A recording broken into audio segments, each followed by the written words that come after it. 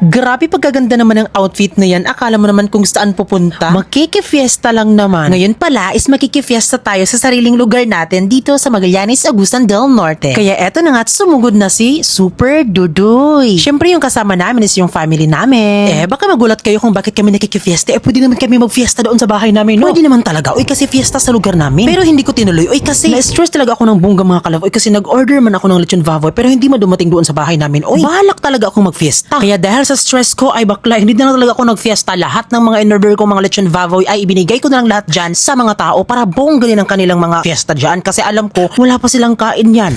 Charis lang. Huwag ka maniwala kayo. Kuya Juan. Uy, chara ha, iladrat to. At eto na nga at papunta na kami doon sa aming first kainan. Pero wait lang, talagang napansin ko ngayon ha, iba ang fiesta noon at ngayon dito sa amin. Kasi dito sa kalsada, medyo madami talagang nagtitinda dito. Like mga baratilyuhan, parang ganun. Yun bang mafe-feel mo talaga na talagang fiesta talaga kasi hindi ka halos makadaan kasi sobrang dami nagtitinda. Tapos sobrang traffic pa. Like, parang nakakamiss yung ganun. Yun bang sa sobrang dami na ng mga tao pwede mo nang kunin yung mga ukay-ukay sa gilid.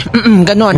Aminin, ginawa mo rin yun. Ay, sorry. Nandito pala tayo sa simbahan. Ay, ito pala yung simbahan namin dito sa Magallanes, Agusan del Norte. Nuestra Señora del Rosario. Viva, viva, viva. Hoy, charot lang yung hindi bongga ang fiesta dito. Ay, bongga man ang fiesta dito. Uy, nanibago lang talaga kami kasi walang baratilyuhan sa daan. Andun pala lahat sa market. Kaya ipapakita ko yun sa inyo mamaya. Pero mamaya ko na ipakita sa inyo. Uy, kasi nagutom na talaga kami. Kailangan muna natin magpalakas. Uy, para may energy tayo. Pero alam nyo ba, kapag fiesta talaga dito sa amin, wala talaga kaming unang pinupuntahan talaga. Eto talaga, o yung pinsa namin. So ito pala yung pinsa namin, si Kuya Leonardo Hamito. O diba? Kalok-alek yan ni Kuko Martin. Ay, shout out pala kay Kuya Guard. Kasi alam nyo ba, wala na kaming ibang parkinganan. Pero siya talaga ang nag-adjust na pwede daw dito, ganyan. So siya po ay guard po dito sa Palawan. Grabe talaga. Kaya eto na, arangkada na.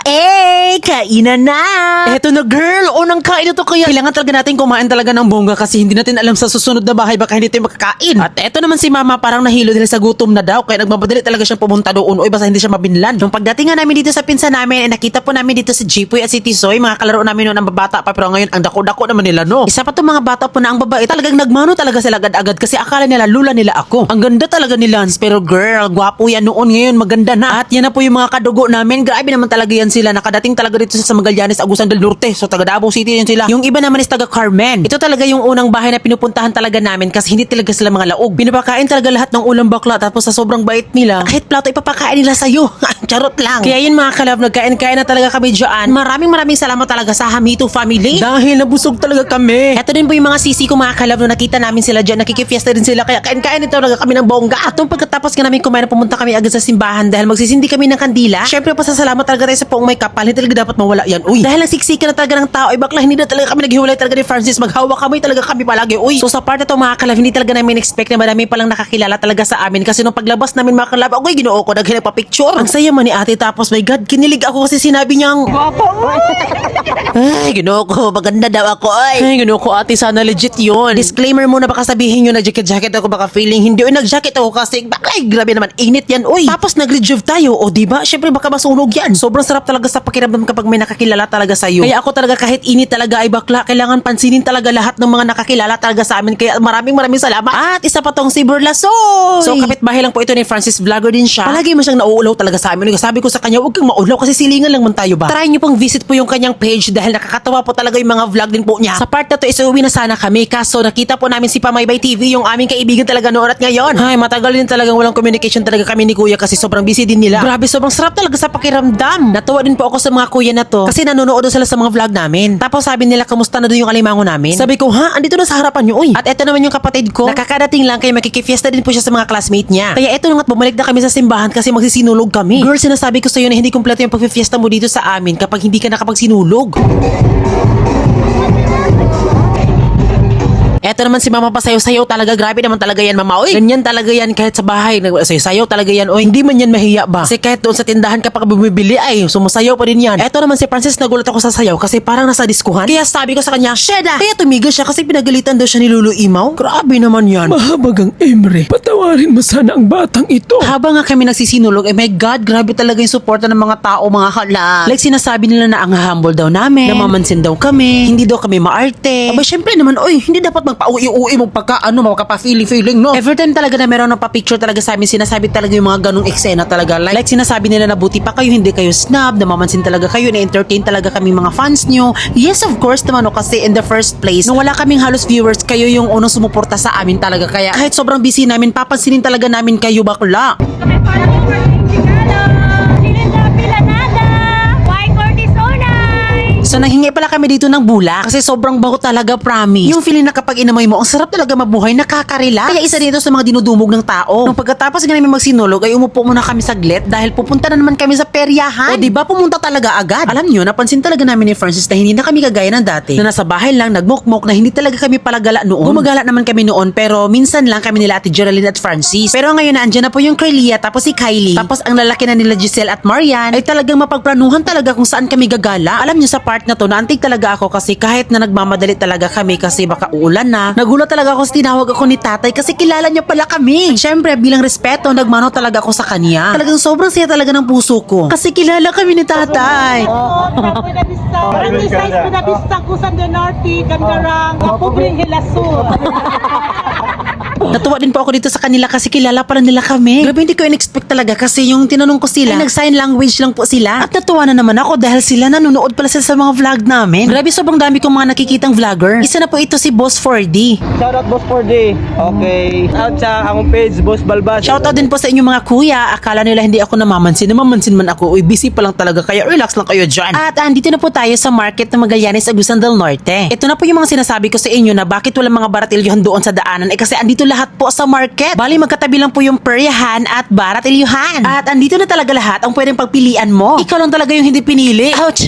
Ang syake. Yung mga sabi-sabi dito na hindi daw nila na-feel yung pagka-fiesta sa Magallanes. At pagpunta nila dito sa market, ay, natameme lahat. Dahil sobrang bibo talaga. Kaya pala dito na nilagay po yung mga baratilyohan. Ay, para hindi na medyo traffic doon sa daanan. Kasi alam nyo naman yung kalsada dito sa amin, 2 lanes lang. Kaya nung mga nagdaang fiesta dito sa amin, ay sobrang sikip talaga. Sa sobrang sikip nga, kapag galing ka sa fiesta tapos umuwi ka, ay bakla, gutom ka na naman ulit. Dahil sa sobrang traffic, ang dami pang pasikot-sikot na daan bago ka makarating sa paroroonan mo. Kaya mas binabuti na lang na dito na lang nilagay sa market. Kasi sobrang luwag naman. Nakita pala kami dito ng aking friend na si Ang King. Isa pala siya sa mga dating kaibigan ko nung hindi pa ako naging vlogger. At umaaura talaga kahit madaling araw na. Kaya hindi talaga ako nagbabago kasi friend ko pa din naman sila. Medyo busy lang talaga. At eto naman po yung aking classmate na si Galera. So kaklase ko po siya nung grade 11 and grade 12. Sa mga oras na to ay nagutom na naman daw si Leia. Cheris! Sa mga oras na to ay nag-ukay-ukay lang muna kami. Pero nag-ukay-ukay kami kahit wala kaming pera. Di ba gano'n naman tayo? Meron talaga tayong tagahanga na may feel talaga natin na tunay na nagsuporta talaga. Gaya na lang dito kay ate. Bakla, umiyak siya. Grabe, sabi niya tears of joy daw kasi grabe pinapanood niya lang daw kami tapos ngayon nakikita niya na kami. Tapos laking gulat namin kasi classmate din pala sila Ate Geraldine.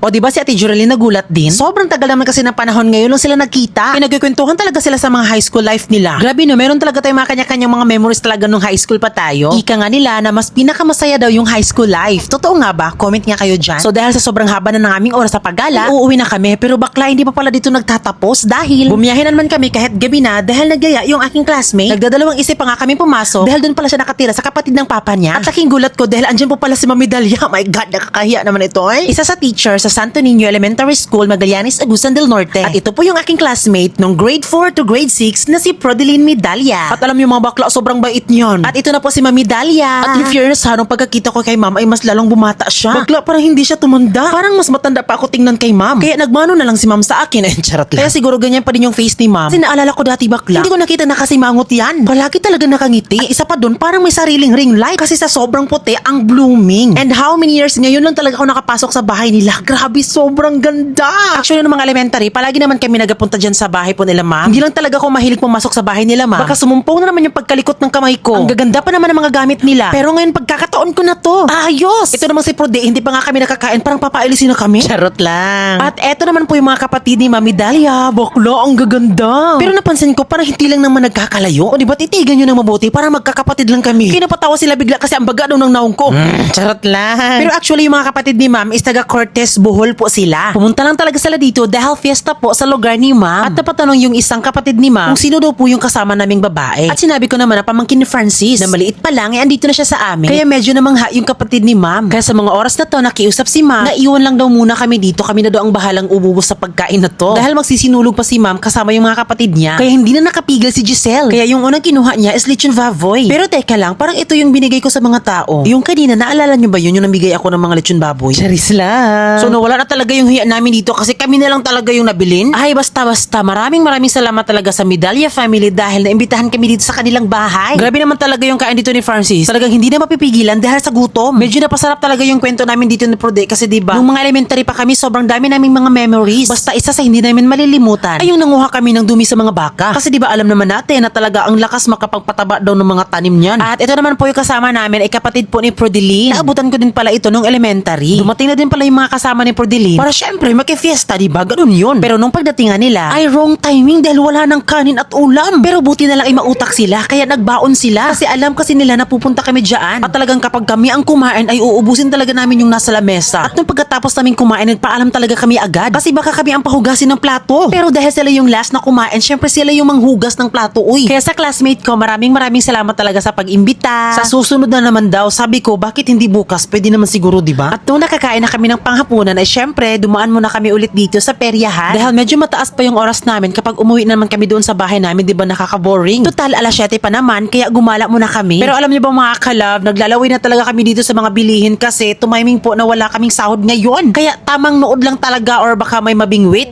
Grabe naman yan. Tag 20 na gani, kawatan pa dyan. At habang papauwi na kami, nakita ko tong kabatch ko nung K-12 na si Kasing. Naging crush ng campus din siya noon dahil sa sobrang galing niyang sumayaw. At syempre, dahil magaling siya, alam niyo na kung ano. Syempre, magka-dance stop kami noon. At syempre, alangan naman i-mention ko yung mga nabaloy sa kanya. Bakit? I-mention ko na ba? Hindi i-mention. At eto na nga, at papauwi na nga kami dito ni Francis at salamat sa Diyos dahil natapos po ang fiesta nang walang gulong nangyari. Kahit umulan man saglit, ay nagpapasalamat pa rin kami sa Poong May Kapal dahil nakikita kong masaya ang mga tao sa kafiestahan dito sa amin. Kaya maraming salamat sa aming mayor na si Mayor Cesar Comba at sa mga SB member para maging happy din po ang pag-celebrate ng kapistahan dito sa Maglianes. Actually, madami pong mga event po na naganap dito pero hindi lang talaga ako naka-video dahil medyo tinatamad din kasi gusto ko na mag-enjoy talaga ako sa kafistahan dito sa amin. Kasi bakla, minsan lang kami makagala dito ni Francis sa lugar namin, diba? Kasi syempre kami nag-aasikaso kami sa aming fish pond. Kaya ayun, sinulit na talaga namin ni Francis dahil next week ay doon naman kami sa fish pond magtatambay. Kaya yun lang mga ka-love. Maraming salamat po sa mga nanood. Mga taon di hadudong, wala pa ni